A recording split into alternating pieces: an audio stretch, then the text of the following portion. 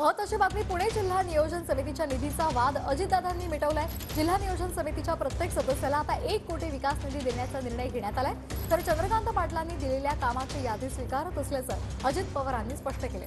शिवाय निधी वाटपामध्ये राज्यामध्ये जे सूत्र लागू केलेलं आहे तेच सूत्र पुण्यासाठी लागू करण्याचा निर्णय घेण्यात आलेला आहे। जिल्हा नियोजन समितीच्या वाटपावरून अजितदादा आणि भाजपमध्ये वाद झाला होता। तर अजित पवारांनी निधी संदर्भातला वाद मिटवलेला आहे। या संदर्भात अधिक माहिती घेऊयात आमचे प्रतिनिधी योगेश बोरसे यांच्याकडून। योगेश, काय अधिकची माहिती आहे? श्वेता, जिल्हा विकास निधीच्या संदर्भात भाजप आणि अजितदादा यांच्यामध्ये गेल्या काही दिवसांपासून वाद सुरू होता आणि भाजपच्या जिल्हा नियोजन समितीचे काही सदस्य होते त्यांनी कोर्टात जाण्याचा इशारा सुद्धा दिलेला होता। मात्र या सगळ्या पार्श्वभूमीवरती काल जिल्हा नियोजन समितीची ऑनलाईन बैठक पार पडली।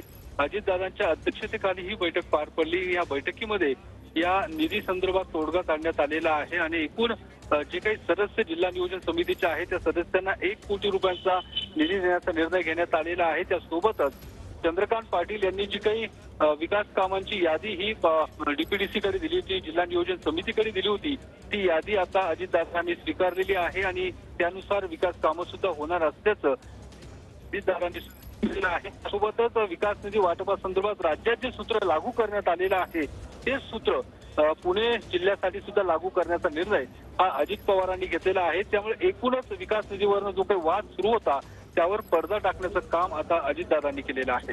श्वेता, धन्यवाद योगेश, आपण दिलेल्या या सविस्तर माहितीसाठी।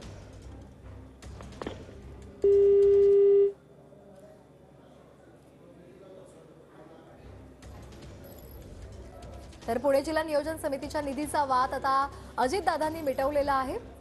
समितीतील प्रत्येक सदस्याला 1 कोटी विकास निधी देण्याचा निर्णय झालाय।